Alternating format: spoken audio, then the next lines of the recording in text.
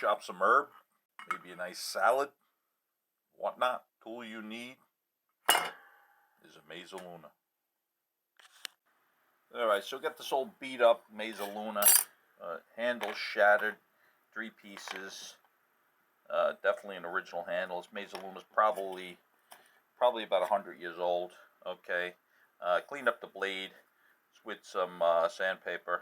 Alright, smoothed it out a bit, went to about 200 grit, pretty smooth. The collar's in good shape, frankly. Needless to say, this handle has seen better days. Okay, we're going to do a little something. We're going to fabricate a new handle, utilizing a hunk of wood that we've been chopping up, and we've used it for about half a dozen projects so far. This is what I have left. I got some scraps too.